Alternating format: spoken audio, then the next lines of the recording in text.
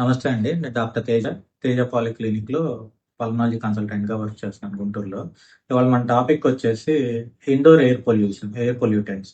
జనరల్‌గా స్మోకింగ్ వల్ల, బయట పొల్యూషన్ వల్లే లంగ్ డిసీజెస్ వస్తాయనుకుంటారు. కానీ ఇంట్లో ఉన్న పొల్యూటెంట్స్ వల్ల కూడా వస్తుంటాయన్నమాట. ఇంట్లో ఉండే పొల్యూటెంట్స్ ఏంటి అంటే, మనం తాలింపు వేసినప్పుడు, వంట చేసుకున్నప్పుడు వోలటైల్ ఆర్గానిక్ కాంపౌండ్స్ అని కొన్ని రిలీజ్ అవుతాయి. వాటి వల్ల మీకు వాటి వల్ల వచ్చే మాయిశ్చర్ వెళ్ళిపోయినా గానీ, అవి గాల్లో సస్పెండ్ అవుతా, మనం గాలి పీల్చుకున్నప్పుడు లోపలికెళ్ళి మనకి ప్రాబ్లమ్స్ క్రియేట్ చేస్తా ఉంటాయి. పొద్దున్నే లేవంగానే తుమ్ములు వస్తా ఉంటాయి. అది ఇండోర్ ఎయిర్ హ్యూమిడిటీ వల్ల.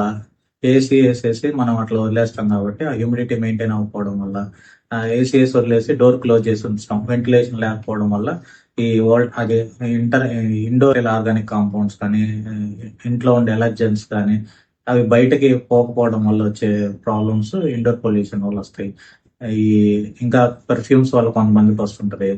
ఇంట్లో చేసే ఇంకా సాంబ్రాణి, ఈ దోమ చక్రాలు ఇలాంటివి చాలా పెడతా ఉంటారు. వాటి వల్ల కూడా ఈ దగ్గు అవి వస్తూ ఉంటాయి. అవి అవాయిడ్ చేస్తే చాలా వరకు లంగ్ డిసీజెస్ ఉన్న వాళ్ళకి ఎక్సర్సైజేషన్ అంటే లంగ్ డిసీజెస్ పెరగకుండా ఉండడానికి ఉండే ఆస్కారం ఉంటుంది.